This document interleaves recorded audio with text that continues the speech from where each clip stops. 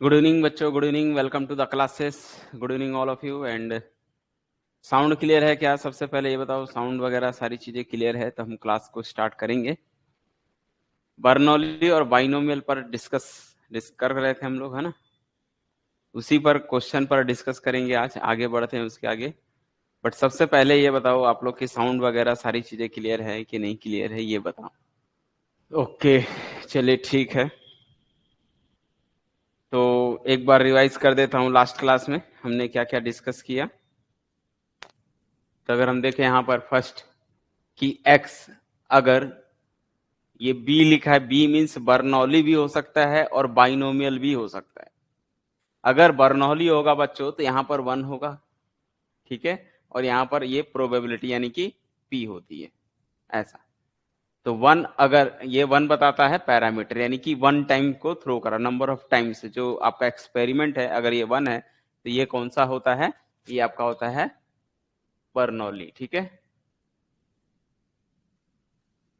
और यदि यही चीजें अगर x जो है एक बाइनोमियल वेरिएट करेगा, जब यहाँ पर कुछ नंबर हो जाएंगे, n, p हो जाता है, तो ये जो है किसको रिप्रेजेंट करता है? बाइनोमियल को, ठीक है।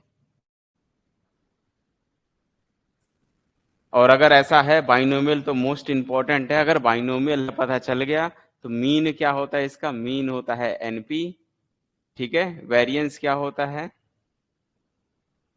इसका? जो वेरिएंस होता है np³ होता है। ये दोनों एकदम इंपॉर्टेंट है, आपको एकदम अच्छे से इसको याद रखनी है, ठीक है बच्चों। उसके बाद नेक्स्ट थिंग यहां पर समझना है कि ये तो ये हो गया। तीसरा जो फॉर्मूला लिखा रहा हूं, ये समझना है कि अगर x जो है बाइनोमियल वेरिएट है, जहां n टाइम्स है, नंबर ऑफ पैरामीटर है, और यहाँ पर p सक्सेस होने की प्रोबेबिलिटी है, तो देन अगर आप इस x में से n माइनस कर देते हो, ठीक है, क्या कर देते हो? n माइनस एक्स करते हो, तो ये भी बाइनोमियल ही बनता है। नंबर ऑफ पैरामीटर सेम रहता है, लेकिन यहाँ पर आपका p नहीं होगा, वहां पर q बन जाएगा। फेलर की बात कर रहे हैं, ठीक है। ये एकदम प्रॉपर्टी आपको याद रखनी है। ये दो प्रॉपर्टी क्या मैंने बताया कि अगर x बाइनोमियल वेरिएट है, बाइनोमियल वेरिएट है जहां n इसका पैरामीटर है और p प्रोबेबिलिटी है, और सक्सेस होने की प्रोबेबिलिटी, हैपनिंग ऑफ सक्सेस, ठीक है। देन n में से x को अगर आप सब्ट्रैक्ट करते हो, ये भी बाइनोमियल ही बनेगा, n आपका सेम रहेगा, बस p के जगह क्या हो जाएगा? q हो जाता है। दो चीजें। तीसरा प्रॉपर्टी हो गया। फोर्थ मैंने कहा था कि अगर x कोई बाइनोमियल वेरिएट है जिसके लिए ये n1 है, लेकिन प्रोबेबिलिटी सेम होनी चाहिए, y एक दूसरा बाइनोमियल वेरिएट है, यहाँ पर n2 है और यहाँ प्रोबेबिलिटी सेम होनी चाहिए, तब हम इसको ऐड कर सकते हैं। तो x प्लस वाई जो है ये भी एक बाइनोमियल वेरिएट करेगा, बशर्ते n1 प्लस n2 हो जाएगा और सक्सेस होने की प्रोबेबिलिटी सेम रहेगी। इन दिस केस अगर हम बात करेंगे कि अगर ये p और यहाँ कुछ और होगा, प्रोबेबिलिटी अगर अलग अलग हो गई, तब फिर ये बाइनोमियल नहीं बनता है, ठीक है बच्चों। थर्ड प्रॉपर्टी नहीं समझ में आया। थर्ड प्रॉपर्टी क्या होता है? जैसे आपको पता है ना कि 1 माइनस p करने पे क्या होता है? क्यूब होता है। तो यहाँ पर क्या हो रहा है कि x अगर बाइनोमियल डिस्ट्रीब्यूशन है या बाइनोमियल वेरिएट है, जहां n पैरामीटर है, n means number of time है, नंबर ऑफ टाइम है, और p सक्सेस होने की प्रोबेबिलिटी होती है। तो जब n में से x को माइनस करेंगे ना, जितनी टोटल n थी, टोटल में से अगर x को माइनस करोगे तो ये एक नया रैंडम वेरिएबल बन जाता है। तो ये किसको रिप्रेजेंट करेगा? ये भी बाइनोमियल को ही करेगा, लेकिन यहाँ पर p जो था यहाँ q बन जाएगा। q मीन्स फेलर की बात कर रहे हैं, सक्सेस होने की प्रोबेबिलिटी के लिए p, तो ये x होता है। टोटल में से अगर आप माइनस कर रहे हो तो एक्चुअल में आप फेलर की बात कर रहे हो। लॉजिक एग्जाम्पल से अगर मैंने कहा किसी क्लास में पास होने वाले, किसी क्लास में पास होने वाले स्टूडेंट्स x हैं, तो और क्लास में टोटल स्टूडेंट्स कितने बच्चों? n हैं। क्लास में टोटल स्टूडेंट्स n हैं, और मैंने कहा जितने बच्चे पास हुए हैं उसको आप रैंडम वेरिएबल मानो x। तो ये बताओ, अगर मैं आपसे बोलूंगा कि फेल कितने हुए, क्या जवाब दोगे? फेल कितने हुए ये बताओ। मैंने कहा n टोटल स्टूडेंट्स हैं, उसमें से x पास हो गए हैं, तो ये बताओ फेल कितने हुए? जल्दी बताओ, फेल कितने हुए हैं?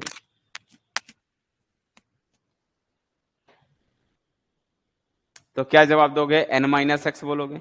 तो वही चीज तो बोला, अगर n है, अब ये बताओ पास होने वाले की प्रोबेबिलिटी p है, तो फेल होने वाले की प्रोबेबिलिटी कौन होगी? q। तो जब आप n माइनस करोगे x, तो ये रिप्रेजेंट करेगा q को, क्योंकि n माइनस एक्स फेल वाले हैं, और फेल होने यानी कि फेलर की प्रोबेबिलिटी, हैपनिंग ऑफ फेलर, इसकी प्रोबेबिलिटी को हम q बोले थे, याद है? तो इसी वजह से जब यहाँ n माइनस एक्स होगा तो ये p के जगह क्यूब हो जाएगा। बोलो क्लियर है? यस या नो, जल्दी बताओ। दूसरी चीज, ये वेरिएट बोलने का मतलब एक नोटेशन दिया गया है कि ये बाइनोमियल वेरिएट है। वेरिएट मीन्स ये एग्जैक्ट नहीं है, मतलब ये सिंबल वेरिएट को डिनोट करता है। वेरिएट ऊपर नीचे जैसे होता है ना, वेरिएशन, वही चीज है। तो एक्स अगर बाइनोमियल वेरिएशन है, मतलब जो वेरी कर रहा है, जो एक्स जो रैंडम वेरिएबल है वो डिस्क्रीट है, कंटिन्यूअस है, जैसे वेरिएट करता है, तो बाइनोमियल कंटिन्यूअस, इसके ऊपर वो डिफाइन है कि भाई ये एन कैसा है। जैसे बाइनोमियल डिस्ट्रीब्यूशन है तो भाई वो डिस्क्रीट होता है। तो ये जो वेरी कर रहा है नंबर एक्स की वैल्यू होगी, वो कैसी होगी? पॉइंट वाइज होगी, लाइक 1 2 3 4 ऐसे। तो ये जो वेरी कर रहा है, कम हो रहा है या ज्यादा हो रहा है, तो इसी को वेरिएट बोलते हैं, और कुछ नहीं है। ठीक है? नहीं समझे? ओके। क्यों नहीं समझे भाई, ये बताओ। क्या प्रॉब्लम है? मैंने कहा ये क्लास है, इसमें n बच्चे टोटल हैं, टोटल n स्टूडेंट्स हैं, और इसमें पास होने वाले स्टूडेंट को हमको x मानना है। x is a random variable. x क्या है? रैंडम वेरिएबल है जो कि पास वाले, जितने बच्चे पास में हैं वो बताओ, जो जो पास में उनका नाम दर्ज करो, यहाँ पर लिस्ट बनाते चले जाओ, और पास होने की जो प्रोबेबिलिटी निकलेगी उसको हम बोलेंगे p। p मीन्स सक्सेस होने की प्रोबेबिलिटी, इट मीन्स पास होने की प्रोबेबिलिटी है। तो मैंने कहा ये बताओ फेल होने की प्रोबेबिलिटी कितनी होगी? तो हम तो बचपन से पढ़ता रहे हैं कि 1 माइनस पी होता है। भाई फेल होने की प्रोबेबिलिटी को क्या बोलते हैं? 1 माइनस पी बोलो, या फिर इसी को क्यू बोल दो। तो फेल कितने स्टूडेंट है बच्चों? तो वो n माइनस एक्स है ना, n में से x को घटाओगे तभी तो वो आएगा। तो जब एक x अगर बाइनोमियल डिस्ट्रीब्यूशन है जिसके लिए n टोटल है और p अगर सक्सेस है, तो ये जब n माइनस एक्स कर रहे हो, एक्चुअल में दिस इज अ फेलर, ये x का अपोजिट कॉम्प्लीमेंट है। अगर ये पास वाले थे, फेल वाले हैं, तो x n minus x means इसका कॉम्प्लीमेंट है। ये डिनोट करेगा टोटल स्टूडेंट तो रहेंगे रहेंगे, बट प्रोबेबिलिटी क्यूब हो जाएगी। बस इतनी सी तो चीजें हैं। बोलो भाई क्लियर है? यस या नो, जल्दी बताओ। एक्स पास होने वाले हैं, उसकी प्रोबेबिलिटी पी है, टोटल स्टूडेंट्स एन है, तो फेल कितने हुए? तो एन माइनस एक्स जो बचे हुए हैं वो फेल हो गए हैं, उन वो भी बाइनोमियल ही बनेगा, टोटल स्टूडेंट्स उतने ही रहेंगे, बस फेलर होने वाले की प्रोबेबिलिटी लिखी जाती है, वो है क्यू। ठीक है? बोलो क्लियर है?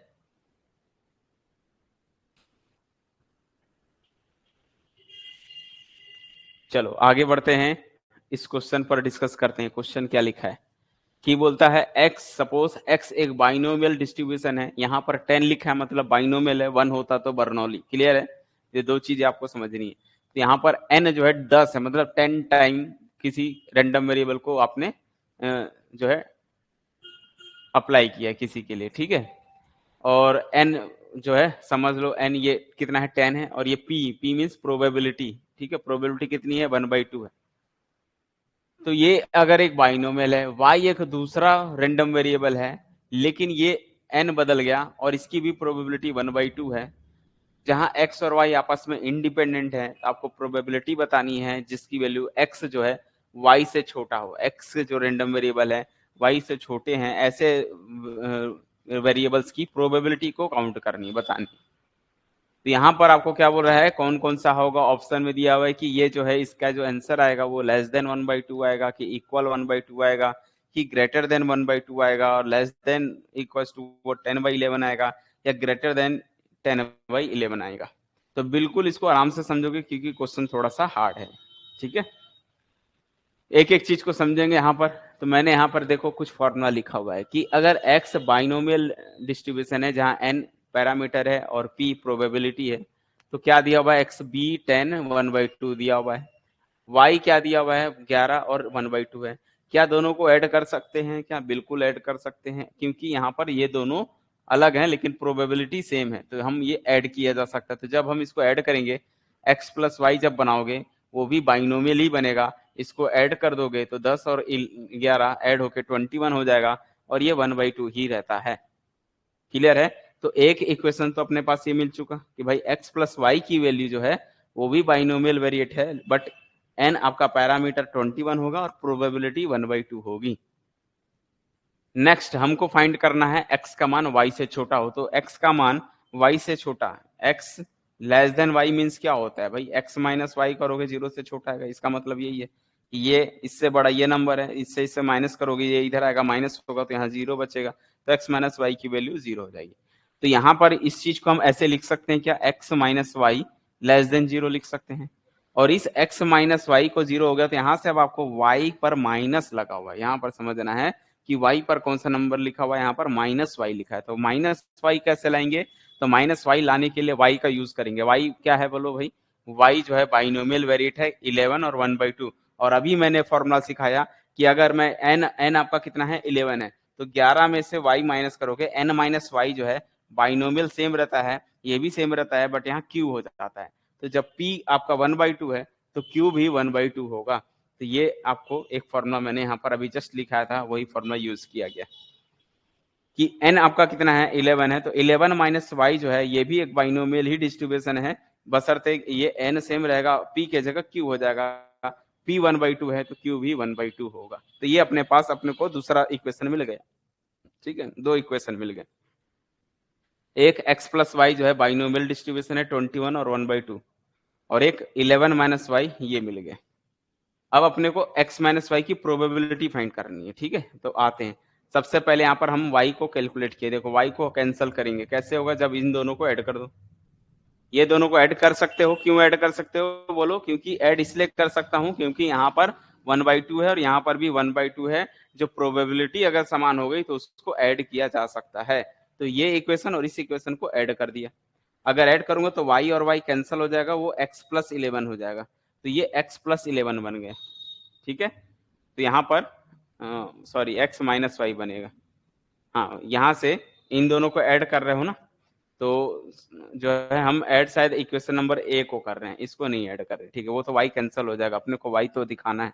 तो क्या करें हम, यहाँ पर ये ए इक्वेशन को और किसको ऐड कर रहे हैं, इक्वेशन नंबर ए और इक्वेशन नंबर 3, इन दोनों को ऐड कर दो। इक्वेशन ए प्लस इक्वेशन नंबर 3 को ऐड करते हो, तो ए क्या था, x था, 3 कौन है 11 माइनस वाई, ये भी दोनों ऐड किया जा सकता है क्योंकि प्रोबेबिलिटी सेम है।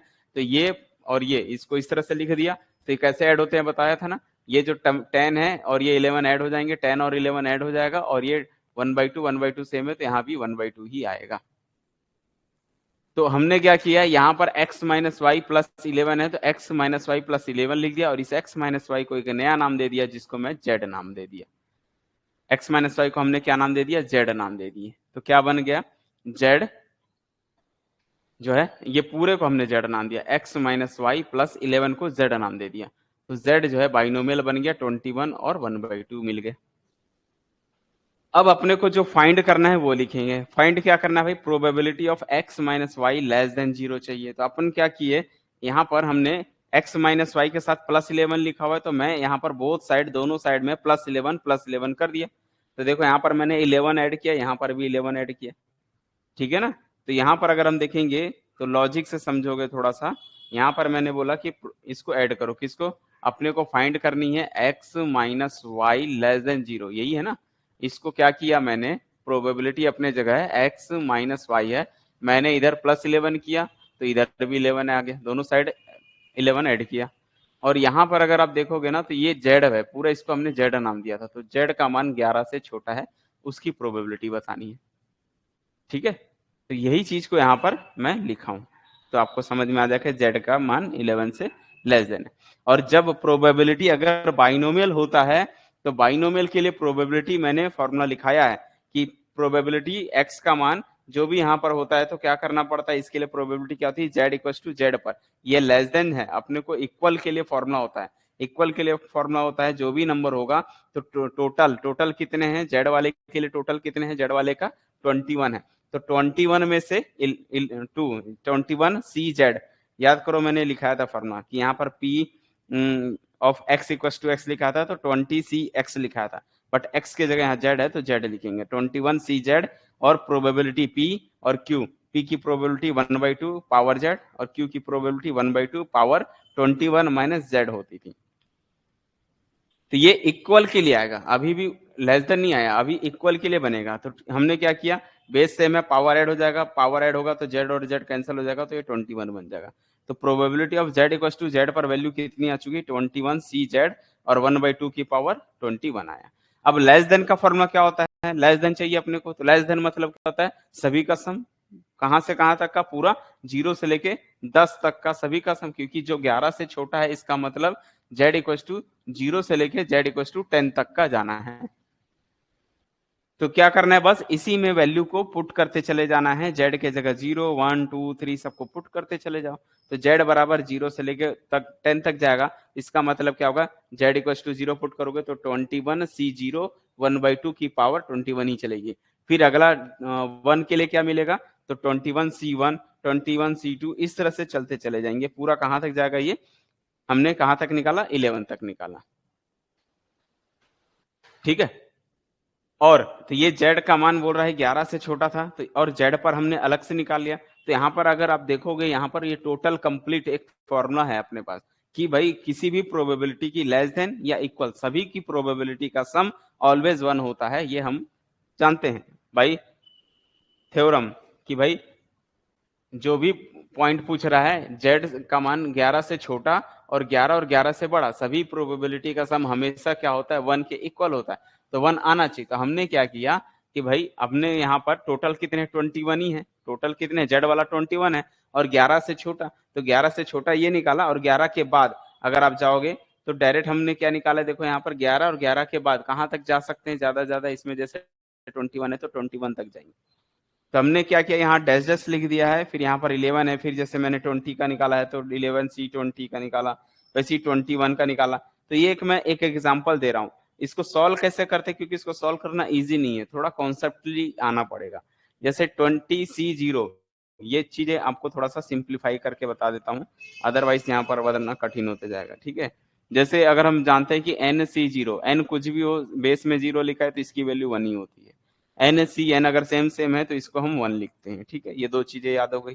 तीसरी चीज, जैसे किसी चीज की वैल्यू NCR है तो इसको हम NCN-R भी लिख सकते हैं। जैसे 21C 23 19, 21C 19 लिखो, या फिर 21C, तो 21 में से 19 को माइनस करोगे तो 2 आएगा, ये दोनों का आंसर सेम आएगा। तो जहां ये बड़ा नंबर लगेगा, 21 से कम हो सकता है, तो फिर हम इसको सब्ट्रैक्ट करके लिख देंगे, ये चीजें वैल्यू आ जाएगी। और 21C2 को सॉल्व कैसे करना है, तो 21C2 को मतलब 21 को 2 टाइम्स, 21 इंटू 20 डिवाइड बाई 2 को 2 टाइम्स मीन्स 2 इंटू 1 करा, ये कैंसिल करा, 10 आएगा, 10 गुणा 21 कर दोगे तो 210 आएगा। आई बात समझ में।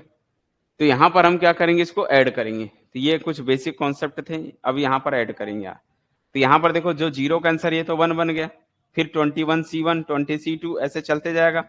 ऐसे मैंने निकाला 11 के लिए 21C11।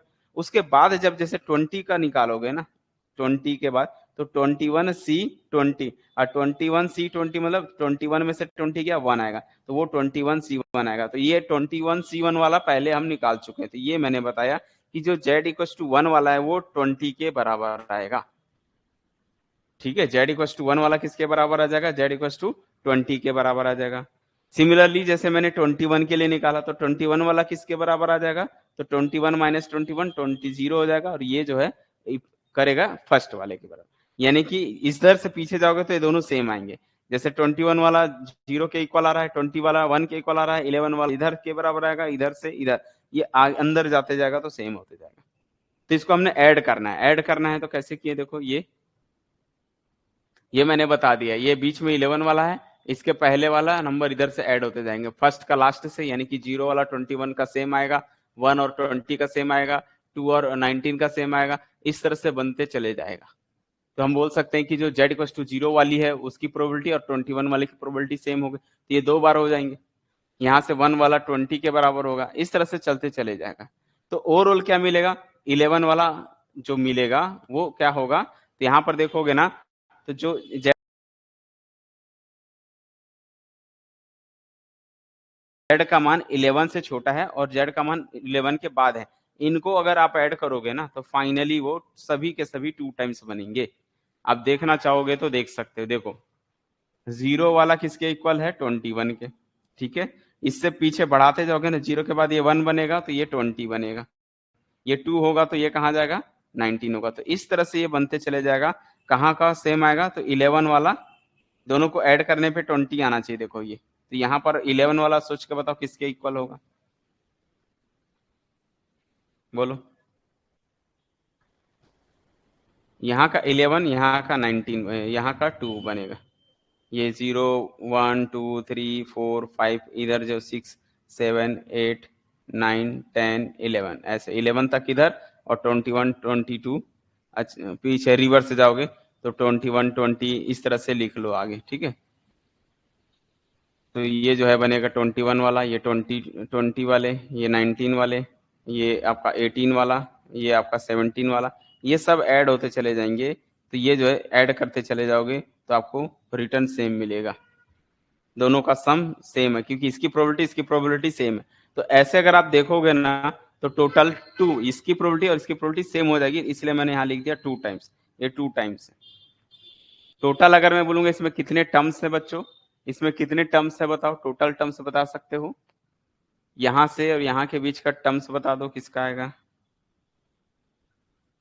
बताओ। टोटल 0 से लेके 21 तक में कितने टर्म्स हैं, नंबर ऑफ टर्म्स बताओ, हाउ मेनी टर्म्स, 0 to 21 कितने टर्म्स निकलेंगे, टर्म्स कितने होंगे, जल्दी बताओ। तो ये मिलेगा आपके टोटल, देखो यहां से दिख रहा है ना, आप लोग को लग रहा होगा कि सर 21 है, 21 नहीं, 21 तो यहाँ से 21 है, 0 को भी लोगे तो 22 हो जाएगा, और 22 होगा मतलब कि आधा 11 और 11 ऐड हो जाएंगे।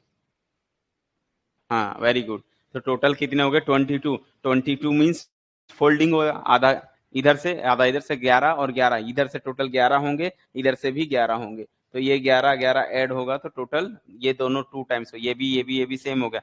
तो 11 बार वाला सभी जुड़ जाएंगे, ऐसा कोई सिंगल टर्म से नहीं बचेगा, सभी का पेयर बनेगा, 11 इधर से 11 इधर से, टोटल 11 11 पेयर बनेंगे, दोनों को ऐड करोगे तो ये 2 टाइम्स हो जाएगा। आ गई बात समझ में। तो हम बोल सकते हैं कि 2 टाइम्स, दोनों की वैल्यू तो सेम है, इसकी प्रोबेबिलिटी इसकी प्रोबेबिलिटी सेम है, तो इसको भी क्यों ना यही लिख दो। तो जेड का मान 11 और 11 से जो बड़ा है उसका आंसर 11 से छोटा जो है उसके आंसर के सेम है, तो इसको हम 2 times probability of z less than equal to 11 लिख सकते हैं। और टोटल सम तो 1 होता है, तो यहाँ से हमको इसकी प्रोबेबिलिटी मिल गई 1/2। तो हम बोल सकते हैं कि प्रोबेबिलिटी जिसकी वैल्यू 11 से छोटी है उसकी वैल्यू किसके बोल सकते हैं, इक्वल टू 1/2 आएगा। तो फाइनली हमारा आएगा कितना, 1/2। और चेक करना चाहोगे तो वैसे भी चेक कर सकते हो, और यहाँ पर मैंने एक दूसरा मेथड बताया जिसको कई बच्चों को ये ऐड करने में नहीं समझ में आता, तो उसके लिए मैंने एक दूसरा फॉर्मूला बताया कि भाई क्या कर सकते हैं। देखो यहाँ से 1/2 की पावर 21 सब में कॉमन है, तो क्या क्या बचा, 20C0 21C1 20C2 ऐसे चलते जाएगा, 21C10 तक जाएगा।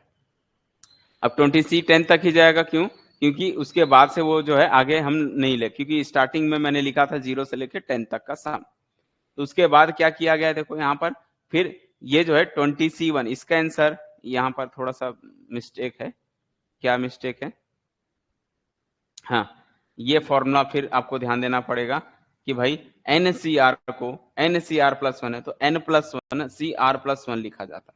इसका मतलब 5C3 और 5C4 है, तो इसको ऐड करोगे तो ऊपर का एक नंबर बढ़ जाता है, यानी कि 6 हो जाएगा, और नीचे में जो सबसे बड़ा है वो आ जाए तो 6C4 हो जाएगा। सिमिलरली अगर हम इन दोनों को देखेंगे, पेयर बनाएंगे, तो ये क्या बन जाएगा, देखो दोनों सेम है, 21 20 सेम है, ये बड़ा है, तो ये बन जाएगा 22C1 बन जाएगा। इस तरह से ऐसे चलते चले जाएगा, आगे बनाते चले जाओगे तो बन जाएगा। तो कोई भी मेथड से इसको बना सकते हो, ऐड करने का तरीका था और कुछ नहीं है। तो यहाँ पूछ रहा था इसकी प्रोबेबिलिटी किसके बराबर होगी, तो हम बोल सकते हैं इक्वल टू 1/2 आएगा, इसकी वैल्यू जो है 1/2 के इसके एग्जैक्ट इक्वल आएगा।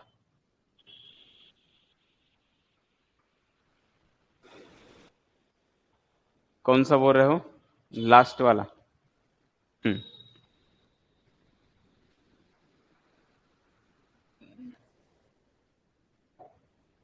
देखो हमने जो निकाला, अपने को बताना है, इसकी प्रोबेबिलिटी डायरेक्ट बताना थोड़ा सा मुश्किल है कि प्रोबेबिलिटी x का मान y से छोटा हो, इसकी प्रोबेबिलिटी थोड़ा सा लाने में थोड़ा सा कठिन था। तो हमने क्या किया, इसको सिंप्लीफाई किया, probability of x minus y लिखा और ये लेस देन 0 बनाया। ठीक है, नेक्स्ट स्टेप में मैंने इसको probability of x minus y लिखा। मैंने कहा दोनों साइड 11 ऐड कर दो, 0 प्लस 11, दोनों साइड मैंने 11 ऐड किया तो क्या बन गया, probability of x minus y plus 11 less than 11 बन गया।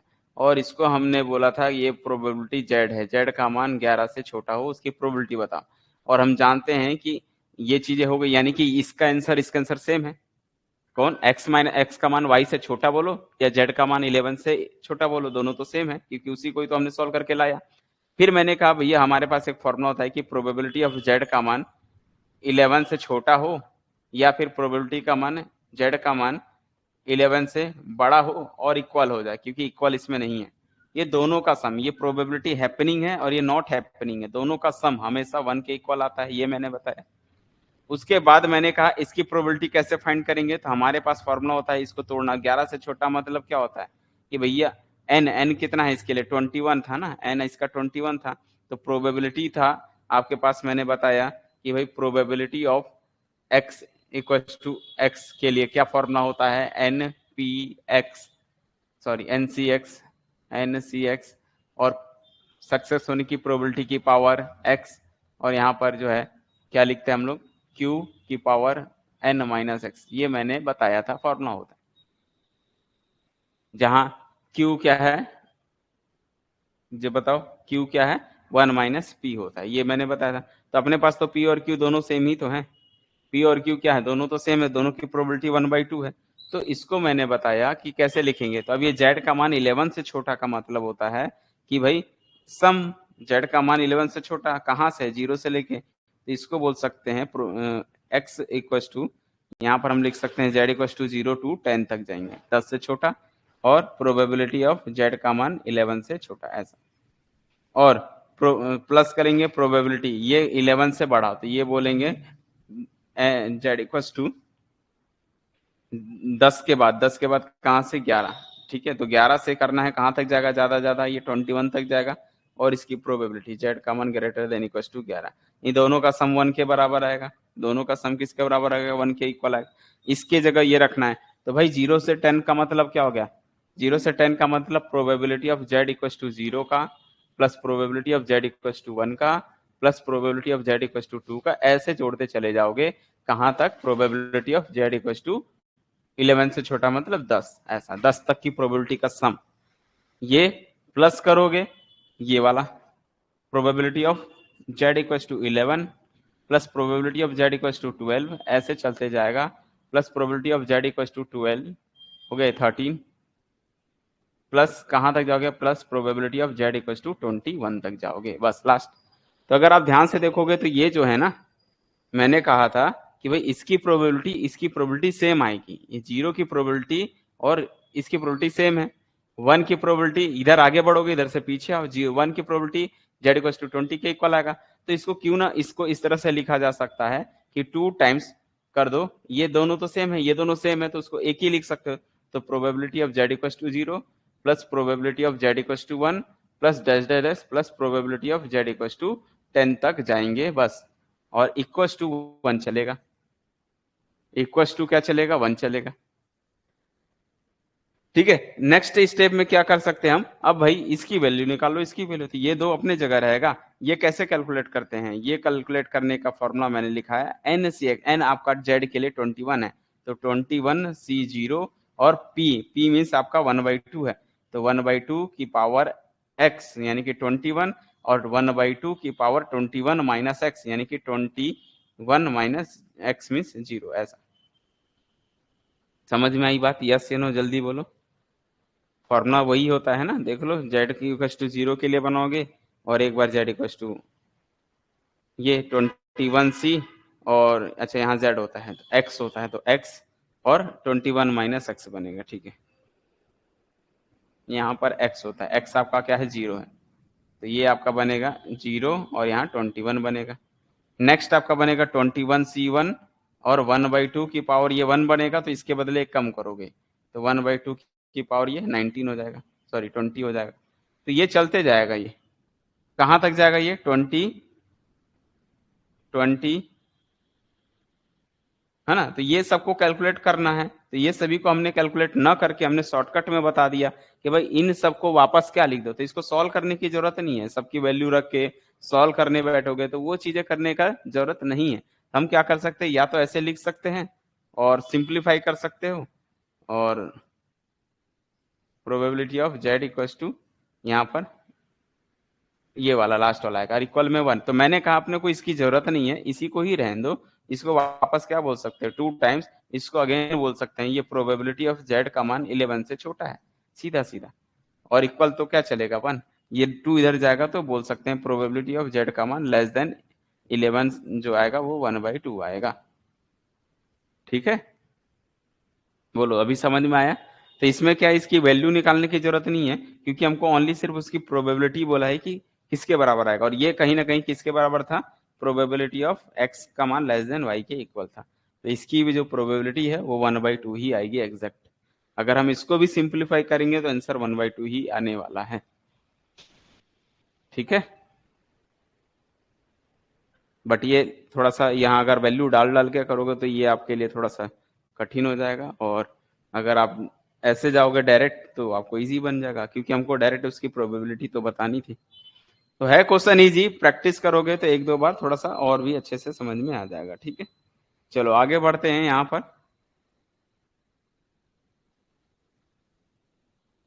ये क्वेश्चन क्या लिखा है, पढ़ो एक बार।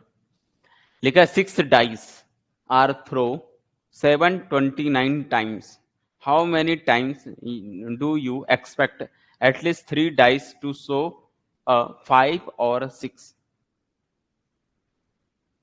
तो क्वेश्चन को आपको समझना है पहले, फिर हम सॉल्व कर पाएंगे। ठीक है, तो क्वेश्चन में क्या लिखा है कि 6 डाइस हैं, 6 dice are throw, 6 dice are throw 729 times. तो सबसे पहले, और जो प्रोबेबिलिटी आएगी इधर लिखा है ना at least 3 dice to show, 3 dice पर कम से कम क्या शो होना चाहिए, 5 या 6 शो होना चाहिए। यानी कि प्रोबेबिलिटी जो है वो क्या होना चाहिए, 5 आ जाए या फिर 6 आ जाए पूरे डाइस पर। एटलीस्ट यहाँ पर लिखा हुआ देखो, एटलीस्ट 3 डाइस। जब आप एक साथ 6 डाइस को फेंक रहे हो, मान लो मेरे पास 6 डाइस है, उसको 6 डाइस को मैंने से फेंक दिया, तो जो टॉप पर नंबर आएगा, कम से कम बोला है 3 डाइस पर, कम से कम 3 डाइस पर 5 या 6 आए, इसकी क्या प्रोबेबिलिटी है। और ऐसे कितनी बार थ्रो करानी है, 729 टाइम्स को थ्रो करानी है। तो हमने क्या किया यहाँ पर, सबसे पहले तो ये देखिए 5 और 6 कितनी बार आएगा, तो 5 तो एक ही बार आएगा भाई, किसी भी डाइस पर आएगा तो 1 टाइम आएगा, तो 1/6। 5 की प्रोबेबिलिटी 1/6, 6 होने की प्रोबेबिलिटी 1/6, दोनों को ऐड किया तो 2/6 यानी कि 1/3 हो गया। ये प्रोबेबिलिटी मिल गई P, यानी कि 5 और 6 1 टाइम थ्रो कराने पर जो प्रोबेबिलिटी है वो कितनी आएगी, 1/3 चांस आएगा।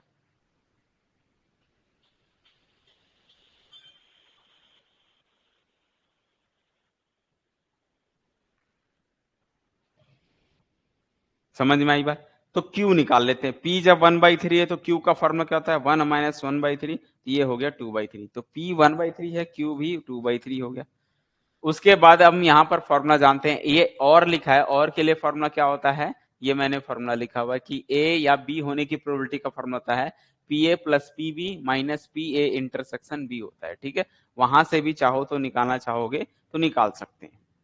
ठीक है, क्योंकि एक्चुअल में ये इंडिपेंडेंट होते हैं तो इंटरसेक्शन इसका 0 आता है, तो 5 या 6 के बीच में कोई कॉमन नहीं, इसलिए वो 0 हो गया। तो हमने डायरेक्टली यही वाला फॉर्मूला यूज किया, ए की प्रोबेबिलिटी 5 आने की प्रोबेबिलिटी 1/6, 6 आने की प्रोबेबिलिटी 1/6, दोनों को ऐड किया तो 1/3 मिल गया डायरेक्ट।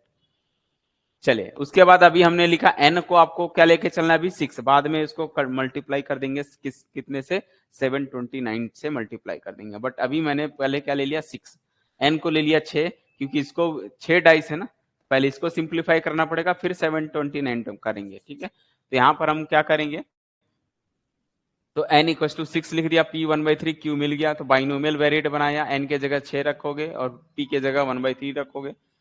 तो प्रोबेबिलिटी ऑफ x = x की प्रोबेबिलिटी का फॉर्मूला क्या होता है, NCX P की पावर x और Q की पावर n - x होता है।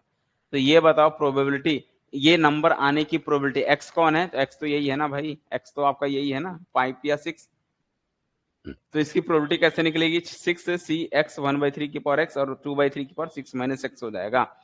अब यहां पर क्या करेंगे, the probability of at least 3, at least 3 मतलब कम से कम 3 पे होना चाहिए, 3 के बाद भी हो सकता है, चारों पे भी हो सकते हैं या पांचों पे हो सकता है। तो यहां पर क्या लिखा हुआ देखो, the probability of at least 3 success, 3 success होने की प्रोबेबिलिटी क्या होगी, तो बताओ क्या होगा।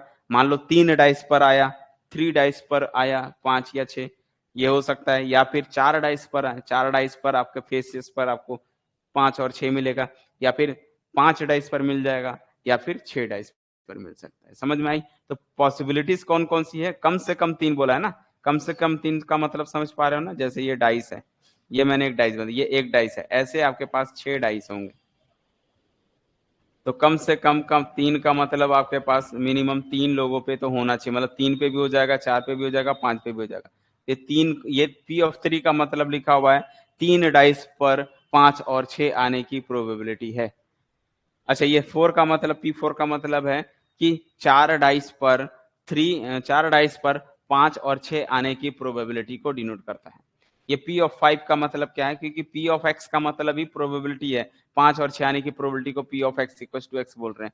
तो ये बता रहा है कि कितने टाइम्स आ रहा है ना, 3 डाइस पर आ जाए, 4 डाइस पर, या 5 पे, या फिर ज्यादा हो सकता है, कम नहीं होना चाहिए, 3 से कम नहीं होना चाहिए।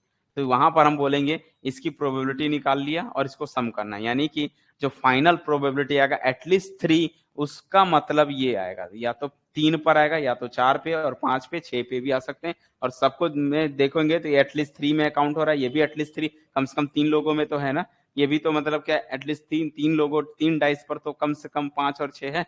यहाँ पर P ऑफ 6 मतलब पूरे के पूरे हो सकता है फ्यूचर में आपने ऐसे थ्रो कराया और सभी डाइस पर क्या है, या तो 5 या तो 6 दिखाई दे रहा है, तो ऐसे कितने डाइस पर दिखाई दे रहा है, पूरे के पूरे सभी 6 वो डाइस पर दिखाई दे रहा है, तो भी वो एटलीस्ट में काउंट हो जाएगा। तो इसकी वैल्यू निकालो, अब P3 P4 P5 P6 यहां से निकालेंगे, 6C3, फिर 4 रख दो x की जगह, फिर 5 रख दो और 6 रख दो, ये जो आंसर आएगा ये निकालने के बाद लास्ट में इसमें 729 से मल्टीप्लाई कर देंगे। ठीक है, तो फाइनली देखो P3 का आंसर निकाला, P4 का, P5 का, P6 का निकाले, इसको फिर हमने क्या किया, बेस से मैं पावर 1/3 को हमने देखो यहाँ से 1/3 की पावर 3 है, 1/3 की पावर 3 है, तो 3 और 3 6 हो जाएगा, तो एटलीस्ट हर जगह 1/3 की पावर 6 कॉमन कर दिया हूँ, तो बचा है 6C3, और यहाँ से 2 की पावर 3 बचा है, यहाँ से 6C4 2 की पावर 2 बचा है। इस तरह से जो बचे हुए टर्म्स उनको लिखा गया है, इसको सिंप्लीफाई किया है, काटा गया है, काट पीट के लिखने के बाद फाइनल आंसर कितना आ गया, 2 आया। ठीक है, और ये 3 की पावर 6 का मतलब 729 होगा। अब इसी चीज को दोहराना है कितने टाइम्स, 729 टाइम्स दोहराना है, तो हम क्या करेंगे, यहाँ पर 729 से मल्टीप्लाई कर देंगे फाइनली।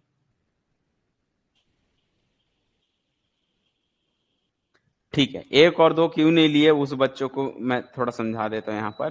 पहली बात तो आपको ये समझ में आना चाहिए कि भैया आपका एक्स क्या है। जब तक आप ये एक्स को, कई बच्चे नहीं समझ पा रहे कि ये एक्स क्या है। एक्स का मतलब है random variable, random variable.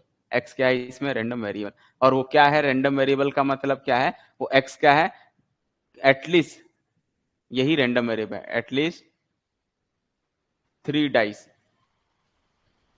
At least 3 dice contain 5 या 6। समझ पाए, 3 डाइस पर कम से कम 5 या 6 दिखाई देना चाहिए, उसको बोलते हैं एटलीस्ट। लाइक एग्जाम्पल समझोगे, एक को मैंने यहां पर थोड़ा सा समझोगे अभी।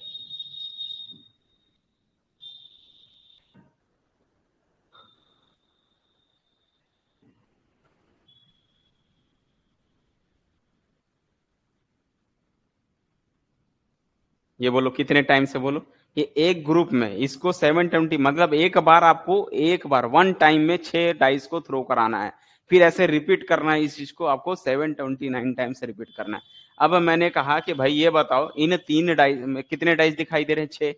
इन 6 डाइस पर लिखा है ना एटलीस्ट 3 डाइस, कम से कम 3 डाइस पर 5 या 6 दिखना चाहिए फेसेस पर, कंटेन फेसेस, कंटेन फेसेस। जो फेस, फेस किसको बोलते हैं, जो टॉप पे आता है। ठीक है, जो टॉप पे पे आएगा 5 या 6 दिखाई देना चाहिए और कम से कम 3 लोगों में होना चाहिए। तो आप मुझे बताओ अंदाजा से किस में दिखाई दे सकता है? कहीं में भी, किसी में भी कम से कम 3 लोगों में 5 या 6 होना चाहिए। मान लो यहाँ 5 है, यहाँ 5 है या यहाँ 6 है, कोई दिक्कत नहीं है, चलेगा। ये 3 लोगों में ऐसे हैं, बाकी यहाँ 1 हो जाए, यहाँ 2 हो जाए, यहाँ पर 3 हो जाए, कोई फ़र्क नहीं पड़ता। लेकिन कम से कम मुझे 3 डाइस पर मिल गया, 5 या 6। समझ आई बात? यस या नो? और इसको बोलूँगा मैं प्रोबेबिलिटी ऑफ 3। प्रोबेबिलिटी 3 का मतलब कि कम से कम 3 लोगों में 5 या 6 दिखाई दे रहा है। समझ आई बात? तो इसको हम बोलेंगे प्रोबेबिलिटी ऑफ 3। लेकिन ये मुझे बताओ, क्या 6 यहीं आ सकता है? 6 इस पे भी तो आ सकता था, 6 इस पे भी तो आ सकता था, किसी में भी 3 आ सकता था, ये तीनों में आ सकते थे, इसमें नहीं आ सकता था। तो इसको बनाने के लिए तो हम क्या लगा रहे हैं? बाइनोमियल तो डिस्ट्रीब्यूशन लगा रहे हैं। तभी तो वहां पर मैंने लिखा था क्या, 6c(x) था, मतलब 6 में से चॉइस है, इन 6 में से किसी 3 पर आएगा, इसीलिए तो 6c3 लिखा गया था। और प्रोबेबिलिटी पी, सक्सेस होने की प्रोबेबिलिटी, यानी कि पी में कितना था, 1/3 था, तो 1/3 की पावर कितना होगा, 3, और यहाँ पर 2/3 की पावर 6 - 3, ऐसा। समझ आई बात? यस या नो? जल्दी बोलो। इसी चीज को मैं यहाँ पर लिखा था, देखो ये 6 में से चांस है किसी भी 3 पर आएगा, 6 में से किसी भी 3 पर 5 या 6 आएगा, वो निकल गया। और ये जो है उस 5 या 6 आने की प्रोबेबिलिटी है, और यहाँ पर जो है 5 या 6 जो है जो बचे हुए उनका, क्योंकि पी और क्यू दोनों लिखना पड़ता है ना, उसके लिए फॉर्मूला बनता है ये। तो ये टोटल बताता है कि इतनी बार आ सकता है। लॉजिक समझो। ये जो मैं निकाल रहा हूं फाइनली, इसकी वैल्यू क्या होगी, 6c3, यानी कि इसको तोड़ोगे तो 6 गुणा 5 गुणा 4 डिवाइड बाई 3 गुणा 2 गुणा 1, और ये बनेगा, ये 1/3 1/3 बेस सेम है, तो ये 1/3 की पावर 6 हो जाएगी, इंटू 2 की पावर 3 होगा। यहां से कैंसिल करोगे तो 2 से 2 3 जा 6 से कैंसिल हो गया, 5 चौक 20 हो गया, और ये 1/3 6, और ये इंटू में 8 डिवाइड बाई 3 की पावर 6, ये हो गया 8 दूनी 16, 160/3 की घात 6। ये जो आया है इतने टाइम्स आएंगे, मतलब ये 6 यहाँ भी हो सकता है, 6 यहाँ कर सकते हो, यहाँ 1 कर सकते हो, इधर 6 कर सकते हो, इधर 2 कर सकते हो, इधर 6 कर सकते हो। इन सबको घुमा फिरा के अगर हम देखेंगे तो P(3) मतलब इतने टाइम्स आएगा। आया समझ में कि नहीं आया? सिमिलरली एटलीस्ट 3 बोला था, फिर 4 भी तो हो सकता है। एटलीस्ट 3 का मतलब होता है 3 या 3 से ज्यादा पर हो सकते हैं, है ना? मतलब ये 3 जगह, 1 2 3 जगह पर मुझे 5 या 6 दिखाई दिया। फिर हो सकता है कि भाई ये भी तो हो सकते हैं कि 4 जगह पे हो, तो भी तो काउंट तो हो रहा है ना। मान लो यहाँ पर भी क्या हो जाए, 6 हो जाए, तो अब देखो 1 2 3 4 जगह पर मुझे 5 या 6 दिखाई दे रहा है, तो इसको हम बोलेंगे P(4). 4 जगह पर हम बोल सकते हैं, किसी 4 प्लेस पर, ठीक है, 4 डाइस पर 5 या 6 होने की प्रोबेबिलिटी को डिनोट करता है। बोलो अब एकदम क्लियर समझ में आया कि नहीं आया? ये P(4) का मतलब क्या है, any 4 dice, any 4 dice has 5 या 6, एनी 4 डाइस, किसी भी 4 डाइस पर 5 या 6 होने की प्रोबेबिलिटी है, ठीक है। तो P(4) is the probability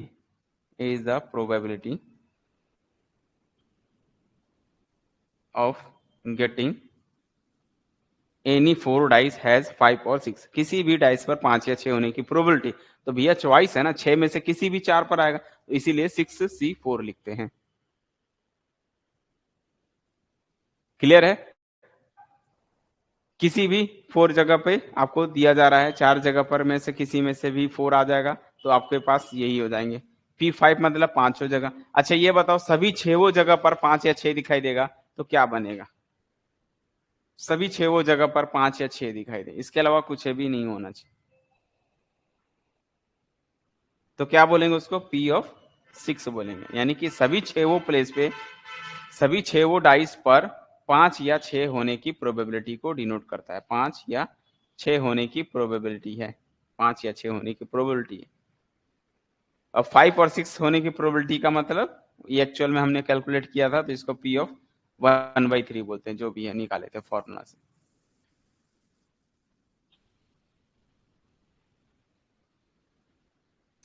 क्या बोल रहे हैं, P(x) = x, P(x) = x किधर है? इसमें है, इसमें तो कहीं नहीं लिखा हूं P(x) = x।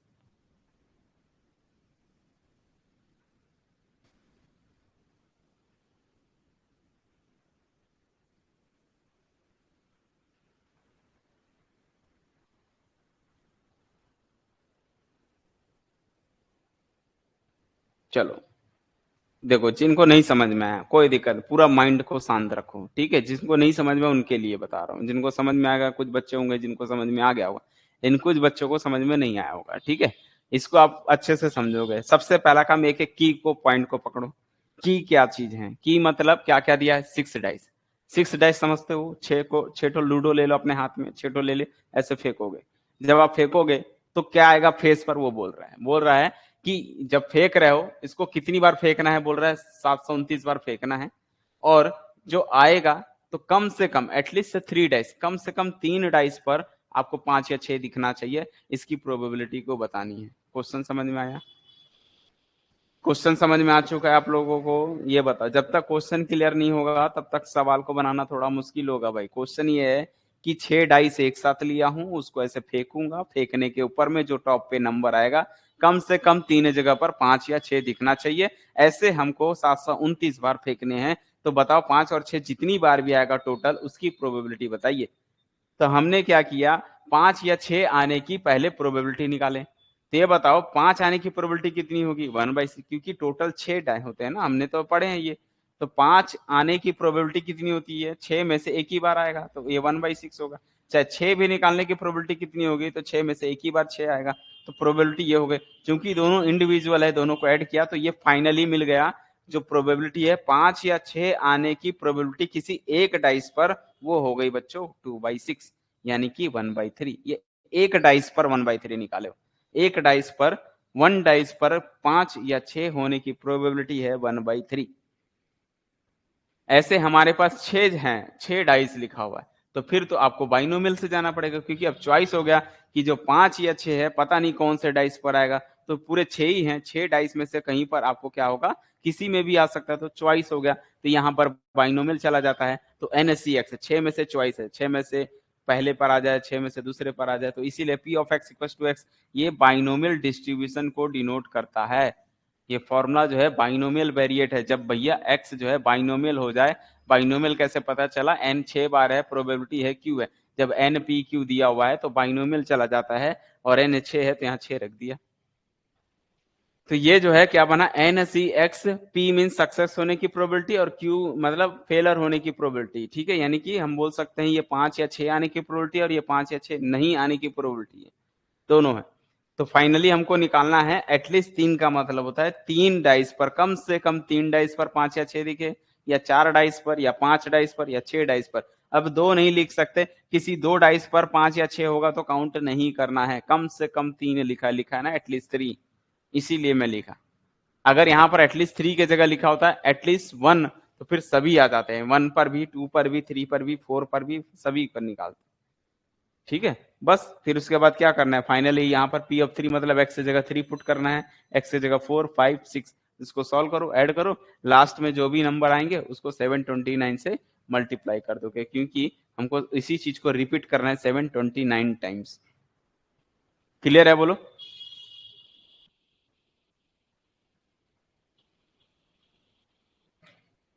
जल्दी बताओ, यस या नो करके बताओ, समझ आए कि नहीं?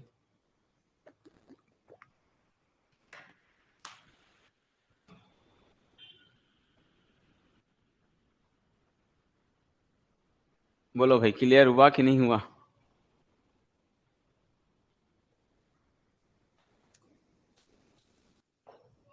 अब देखो यहां पर क्या लिखा है इस क्वेश्चन में, फॉर अ बाइनोमियल डिस्ट्रीब्यूशन, पहले ही बोल दिया बाइनोमियल डिस्ट्रीब्यूशन है, फाइंड करना है P. P means probability of success, success होने की प्रोबेबिलिटी ही फाइंड करनी है, जिसमें मीन और वेरिएंस भी फाइंड करना है। साथ में दिया क्या है कि n इक्वल 4 है, यानी कि जो इसमें डिस्ट्रीब्यूशन में n है वो मालूम है, और प्रोबेबिलिटी ऑफ 4 की वैल्यू जो है, और x इक्वल टू 2 की जो प्रोबेबिलिटी है, इसका 6 का मल्टीपल है कौन? x equal to 4। तो ये 2 कंडीशन से, 3 कंडीशन हो गई ना, 1 2 3, इन 3 कंडीशन से हमको ये 3 की वैल्यू मिल जाएगी, मीन, वेरिएंस और पी की वैल्यू मिल जाएगा।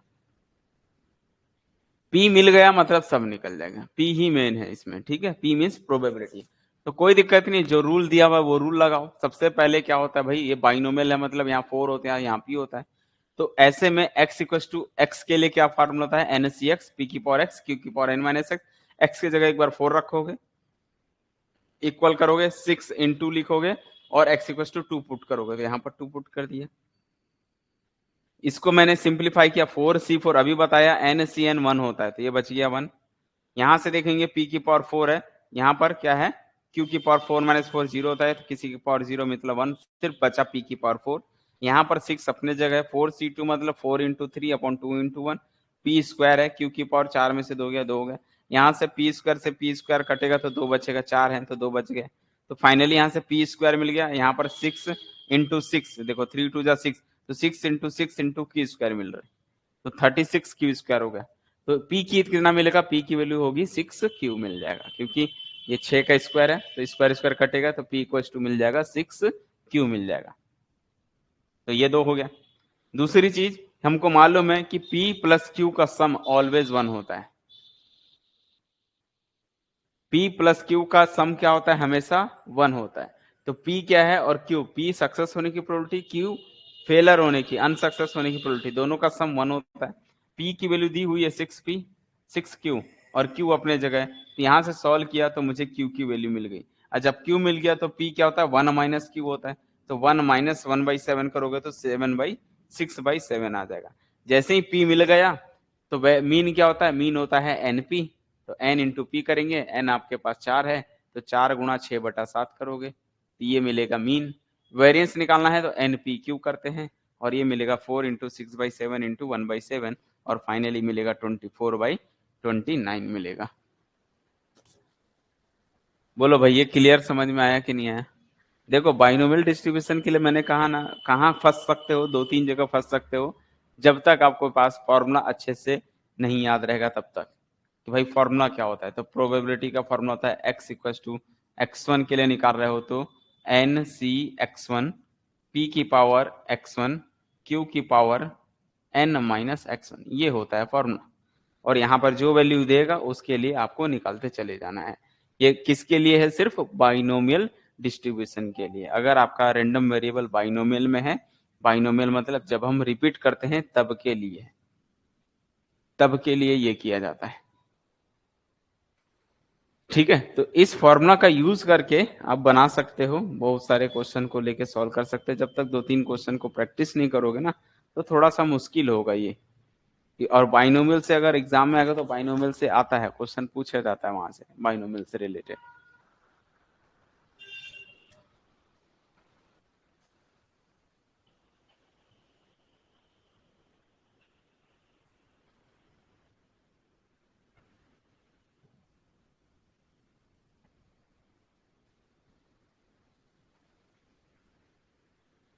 अब यहां से तो चालू हो जाता है कौन सा, पॉइजन डिस्ट्रीब्यूशन चालू हो जाता है। तो बाइनोमियल तो समझ गए, चलो ठीक है, थोड़ा बहुत प्रैक्टिस कर लेना उसको।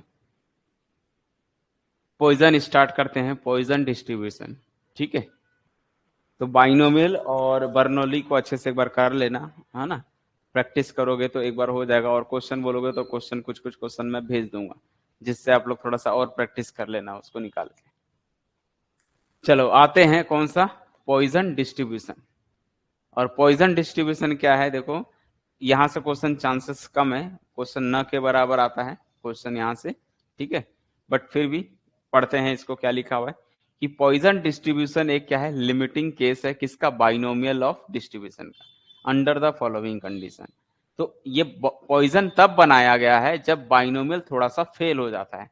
अब वो क्यों फेल होता है उसके पीछे कारण दूंगा। जैसे मैंने कहा था कि बर्नौली जो होता है वो जब एक केस के लिए बनता है तो बर्नौली है, एक से ज्यादा केस हो गया तो वहां पर हम बाइनोमियल लगाते हैं, और जब बाइनोमियल से भी कुछ एक्स्ट्रा हो तब हम पॉइजन लगाते हैं। अब कैसे, जो नंबर ऑफ ट्रायल है वो इनडिफाइनाइटली हो जाए, यानी कि वो बहुत बड़ा नंबर, जैसे 729 तो छोटा था, फिर भी अगर मैंने कहा कि भाई उसको 1 करोड़ बार आपको थ्रो कराना है तो ये तो बहुत बड़ा नंबर हो गया।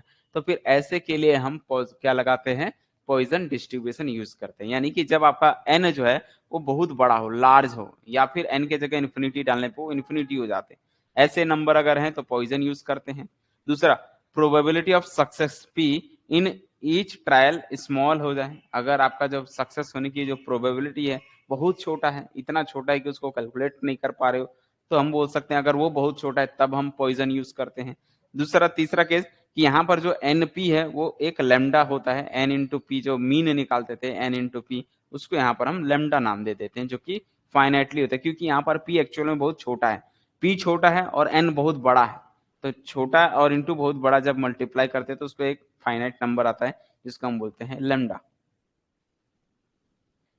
ठीक है, जैसे अगर हम बात करें 1 करोड़, मान लो 1 करोड़ का मल्टीप्लाई करना है 0.1 से, तो एक फाइनाइट नंबर आ जाएगा। बहुत बड़े नंबर को अगर हम बहुत छोटे नंबर से मल्टीप्लाई करेंगे तो हमको एक फाइनाइट वैल्यू मिलती है, तो फाइनाइट वैल्यू मिल जाती है। यहाँ पर n इनफाइनाइट है बोल सकते हो, इनडिफाइनाइट है, और p क्या है इसमें, बहुत स्मॉल है। ठीक है, तो प्रोबेबिलिटी मास फंक्शन इसके लिए क्या बनती है, इसके लिए प्रोबेबिलिटी मास फंक्शन बनती है। तो ये हमको फिर फॉर्मूला याद रखना पड़ेगा, किसके लिए, पॉइजन के लिए। तो पॉइजन क्या कहता है कि अगर निकालना है किसी की प्रोबेबिलिटी तो e to the power minus lambda, lambda की power x upon x factorial, जहाँ x का मान 0 1 2 3 समथिंग होता है। इसके अलावा कोई केस होता है तो हम 0 लिखते हैं, और इसको डिनोट कैसे करते हैं, x जो है Poisson distribution with parameter lambda. तो बस आपको इसमें लैम्डा के बारे में पता होगा, जहां लैम्डा मतलब क्या होता है, n इंटू पी होता है। तो दो चीज इसमें बस एक्स्ट्रा रहेगी। अब इसके बेस पे क्वेश्चन देख सकते हो, या उसके पहले अभी हम मोमेंट जनरेटिंग फंक्शन देख रहे हैं और मीन देख रहे हैं। तो मीन क्या होगा, एक्सपेक्टेशन वैल्यू ऑफ एक्स होती है। Expectation value of x mean x into p x किया जाता है। पी एक्स दिया हुआ है e to the power minus lambda, lambda की power x upon x factorial. अब कई बच्चे क्या होता है कि एग्जाम में ये फॉर्मूला ही भूल गए। अब जब आप ये फॉर्मूला ही भूल गए तो मतलब समझो कहानी खत्म हुई। आप उसको फिर एग्जाम में कैसे बनाओगे, क्योंकि फॉर्मूला तो मालूम नहीं है। लैम्डा तो मालूम है कि भाई चलो लैम्डा एन पी का गुणा करने पे, मल्टीप्लाई करने पे लैम्डा मिलता है, लेकिन आप फॉर्मूला ही भूल चुके हो। मास फंक्शन की प्रोबेबिलिटी का जो प्रोबेबिलिटी कैलकुलेट करते हैं वो प्रोबेबिलिटी ही फुल भूल जाओगे, तो फिर आप कैसे सॉल्व करोगे, तो फिर मुश्किल है। ठीक है, तो e to the power minus lambda, lambda की पावर x अपॉन में x फैक्टोरियल, ये याद रखना है। तो ये p प्रोबेबिलिटी होती है। फिर क्या करेंगे, यहां से x फैक्टोरियल को लिख सकते हैं, जैसे 5 फैक्टोरियल को 5 इंटू 4 फैक्टोरियल लिख सकते हैं, वैसे ही x फैक्टोरियल को क्या कर सकते हैं, x into x minus 1 factorial लिख सकता हूँ।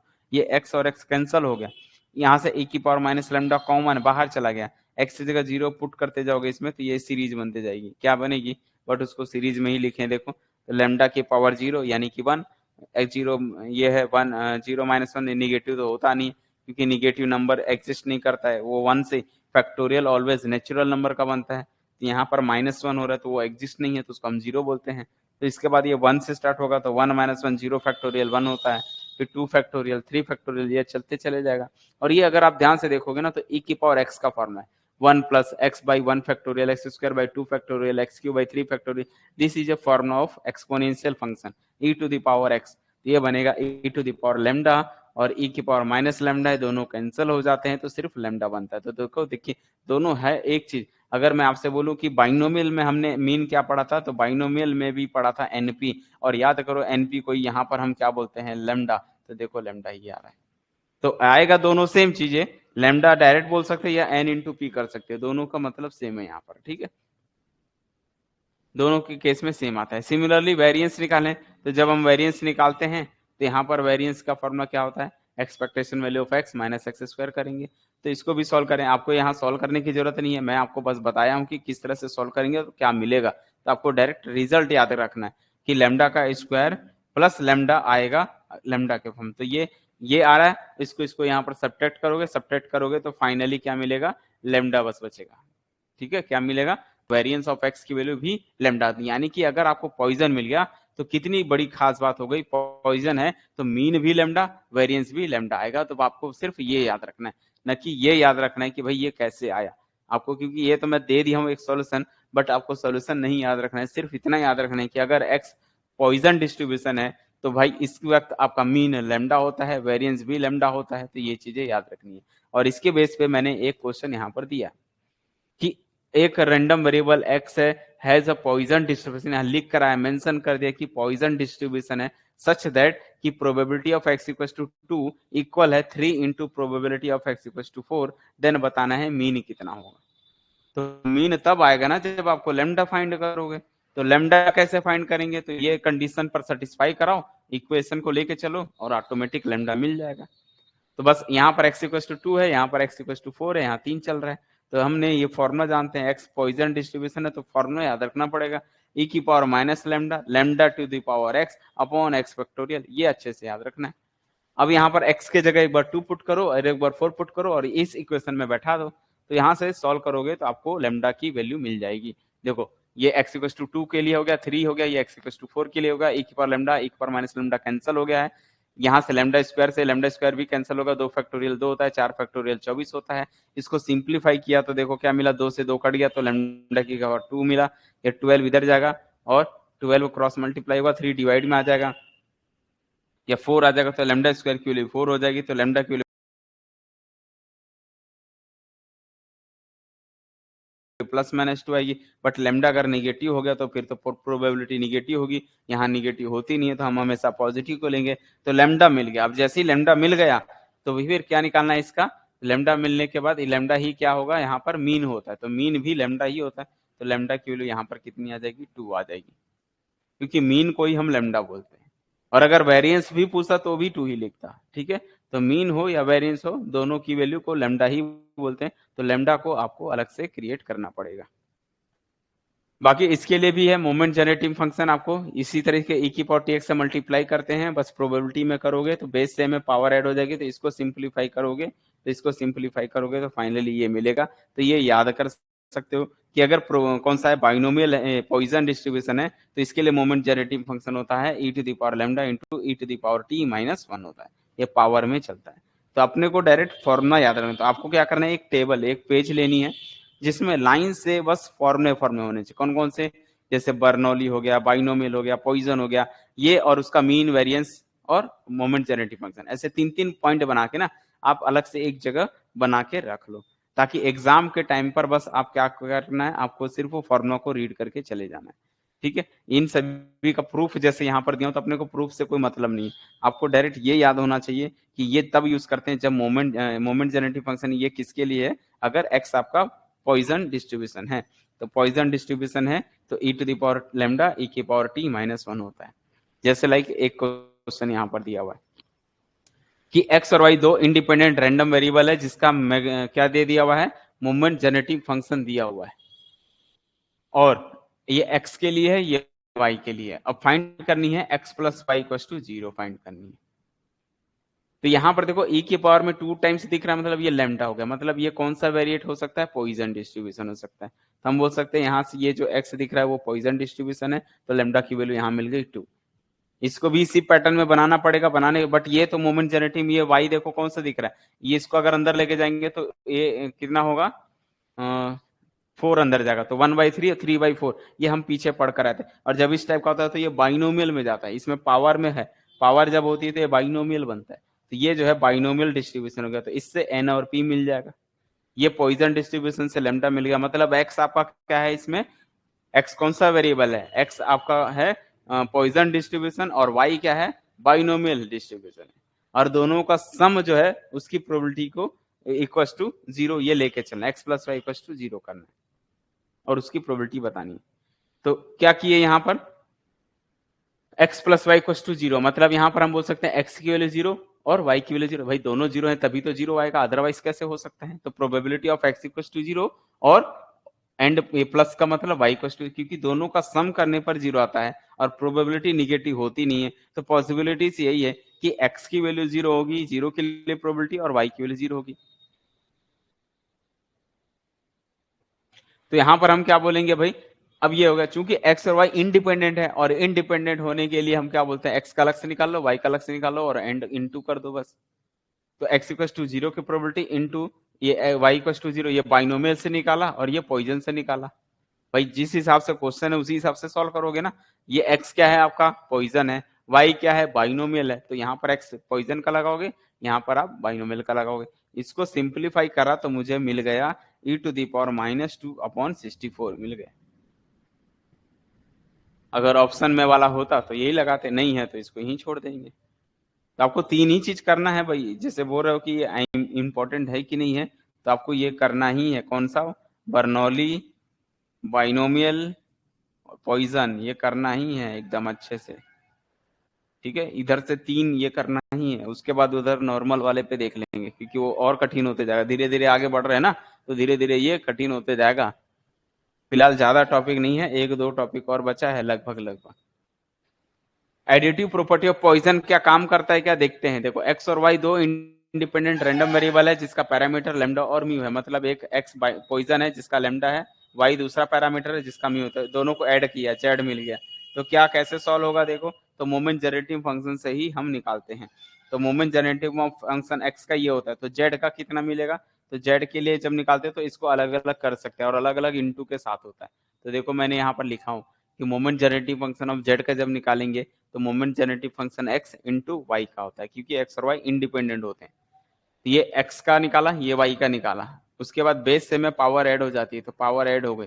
यहाँ से अगर आप देखोगे e की पावर t-1 कॉमन है, तो क्या बचा, लैम्डा प्लस म्यू हो गया। तो यहाँ से लैम्डा प्लस म्यू कॉमन किया तो e की पावर t-1 बनी। तो ये भी एक डिनोट करता है इसको मोमेंट। देखो ये इसी पैटर्न में आया, तो हम बोल सकते हैं कि ये जेड भी क्या बन जाएगा, एक मोमेंट जनरेटिंग जो है पॉइजन डिस्ट्रीब्यूशन होगा, जिसके लिए लैम्डा प्लस म्यू पैरामीटर बन जाएगा। जिससे कंक्लूजन क्या निकल गया, अगर x भी आपका पॉइजन है, y भी पॉइजन है, तो दोनों का सम जो है वो भी एक पॉइजन डिस्ट्रीब्यूशन बनेगा। और किसके बराबर होगा, तो दोनों पैरामीटर को ऐड कर देंगे।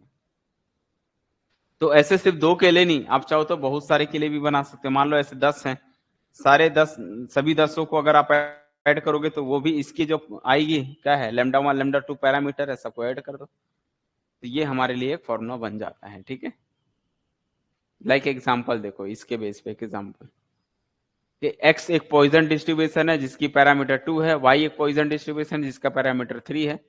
तो x और y इंडिपेंडेंट है, x प्लस वाई की वैल्यू 1 की प्रोबेबिलिटी फाइंड करनी है, तो x plus y equal to 1 होना चाहिए। तो क्या करेंगे, ये है लैम्डा, ये है म्यू, दोनों को सम करोगे तो z मिलेगा, और वो ये दोनों सम के इक्वल होता है, तो 2 + 3 मतलब 5। तो z जो है ये भी पॉइजन बनेगा, बट पैरामीटर चेंज हो जाएगा, वो 5 हो जाएगा।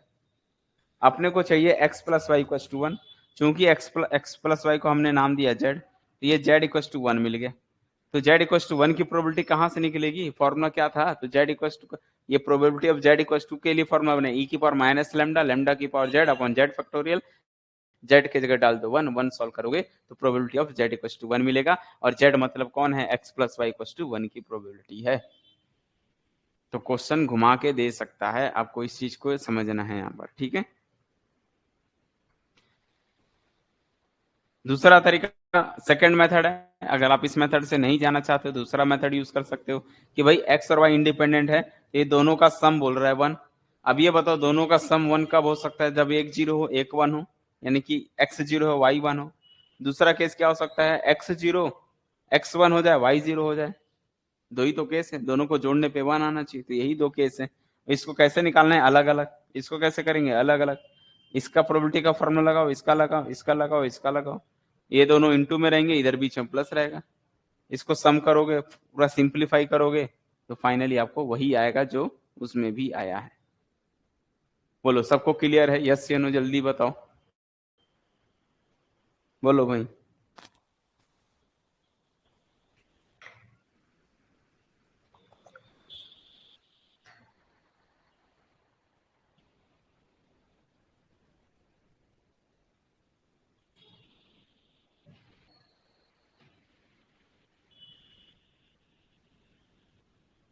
जैसे मान लो क्वेश्चन दे दिया एक्स जो है पॉइजन डिस्ट्रीब्यूशन है, एक्स जो है पॉइजन डिस्ट्रीब्यूशन है विथ पैरामीटर 2 है, और वाई एक पॉइजन डिस्ट्रीब्यूशन है जिसके लिए पैरामीटर कितना दे दिया हुआ है, 10 दे दिया हुआ है। तो आपसे पूछेगा प्रोबेबिलिटी फाइंड कीजिए x plus y equal to 2, इसके लिए फाइंड करनी है। तो पहले इन दोनों को सिंप्लीफाई करोगे, इन दोनों को सिंप्लीफाई करना मतलब भैया जोड़ा जा सकता है, x प्लस वाई जो है ये भी क्या बनेगा, जब हम इसको ऐड करेंगे तो ये भी पॉइजन डिस्ट्रीब्यूशन ही बनता है, बस इसको ऐड कर दिया जाता है, 10 + 2 12 बन जाएगा। तो ये आपका क्या बन गया, पैरामीटर बन गया। और अपने को फाइंड क्या करना है भैया, चूंकि x प्लस वाई जो है वो 2 आना चाहिए, तो x प्लस वाई को हमने नाम दे देंगे यहाँ पर z। z जो है पॉइजन डिस्ट्रीब्यूशन विथ पैरामीटर 12 है, जहां पर हम बोलेंगे z कौन है, तो z जो है x प्लस वाई है। x प्लस वाई दोनों वेरिएबल का सम को हम z नाम दे दिए। तो यहां से हम क्या करेंगे, इसका मतलब क्या है भैया, ये तो जेड है बन गया, तो जेड इक्वल टू 2। ओहो, और जेड भी क्या है, पॉइजन डिस्ट्रीब्यूशन है, तो जेड इक्वल टू 2 के लिए फॉर्मूला लगा दो। इसका फॉर्मूला होता है ए की पावर माइनस लेमडा, लेमडा की पावर माइनस जेड, ठीक है ना, अपॉन में जेड फैक्टोरियल, ये फॉर्मूला होता है। जेड के जगह 2 पुट कर देना है बस, तो फॉर्मूला मिलेगा e की power minus Z, Z means 2, 12, और e की पावर माइनस 12 हो गया, और लेमडा की पावर में, लेमडा मतलब 12, अच्छा, लेमडा यहाँ पर गिवन है 12 है, ठीक है, तो e की पावर माइनस 12 और माइनस 12 की पावर में जेड की वैल्यू 2 है, डिवाइड बाई 2 फैक्टोरियल, और ये e की पावर माइनस 12 इंटू माइनस 12 की पावर 2 करोगे तो 144 आएगा, ठीक है, और अपॉन में 2 फैक्टोरियल मतलब 2, काटोगे तो 72, तो ये मिलेगा 72 ई टू दी पावर माइनस का 12। बोलो सबको क्लियर समझ में आएगा? तो पॉइजन से रिलेटेड क्वेश्चन ऐसे ही पूछेगा, एक्स पॉइजन है, वाई पॉइजन है, जेड प्रोबेबिलिटी बोलेगा x plus y equal to 2 निकालो, इस तरह से क्वेश्चन पूछता है, ठीक है।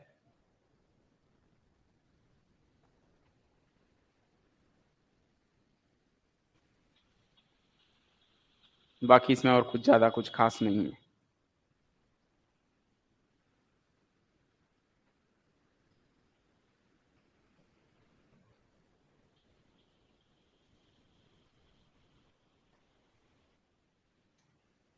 उसके बाद आता है आपका कौन सा, नॉर्मल डिस्ट्रीब्यूशन। अब नॉर्मल डिस्ट्रीब्यूशन क्या है, नॉर्मल के लिए देखो क्या है कि x अगर कोई रैंडम वेरिएबल है और इसके लिए प्रोबेबिलिटी डेंसिटी फंक्शन गिवन है f of x equals to 1 upon में सिग्मा इनटू अंडर रूट में 2 pi e to the power minus 1/2 x minus mu upon sigma का होल स्क्वायर, इसी चीज को बोलते हैं कौन सा, नॉर्मल डिस्ट्रीब्यूशन। तो नॉर्मल का तो और ही ज्यादा खतरा, मैंने क्या कहा, धीरे धीरे इंक्रीज होते जाता है, वो क्या होता है आपका जो फॉर्मूला है वो और इंक्रीज होते जाएगा, जिससे वो और कठिन होते जाता है, ठीक है। थोड़ा सा देख लो फिर एंड करेंगे। तो यहाँ पर ये आपको क्या करना है, फॉर्मूला याद रखनी है, किसके लिए भाई, जो नॉर्मल डिस्ट्रीब्यूशन है उसके लिए ये डेंसिटी फंक्शन इस टाइप से रहती है। ये किसके लिए नॉर्मल डिस्ट्रीब्यूशन है, इसको डिनोट किससे करते हैं, एक्स जो है नॉर्मल वेरिएट है, जहां ये म्यू और सिग्मा स्क्वायर लिखा जाता है, म्यू मतलब मीन होता है, सिग्मा स्क्वायर वेरिएंस को डिनोट करता है। तो यहाँ पर क्या होता है बच्चों, माइनस, ये देखो ये फॉर्मूला है, ये इसको याद रखना है कि 1/6। आधे से ज्यादा बच्चे तो एग्जाम में मैं जानता हूँ कि फॉर्मूला ही नहीं याद रहता उनको, तो भाई क्या होता है फॉर्मूला,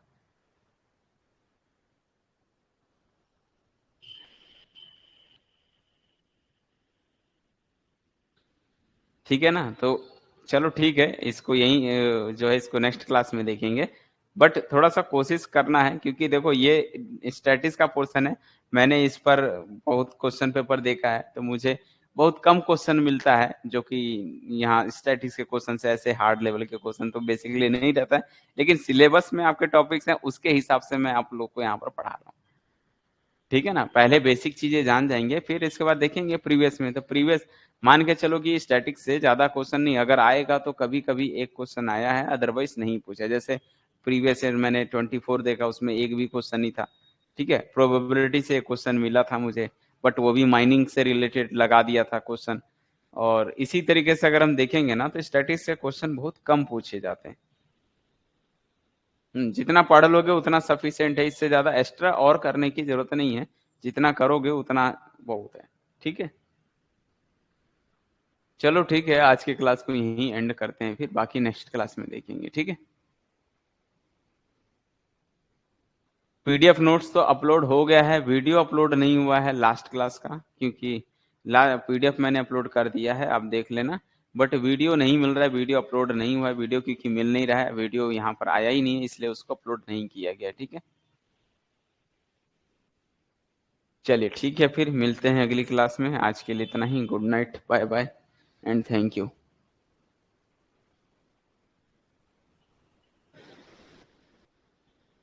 नहीं नहीं, एप्टीट्यूड में नहीं आएगा स्टैटिक्स का,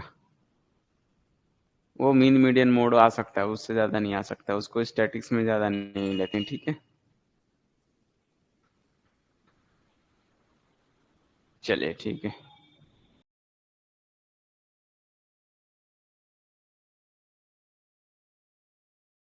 To watch the complete video, download the Mining Gyan app from the Play Store. Enjoy a seamless learning experience without interruptions and subscribe to our YouTube channel.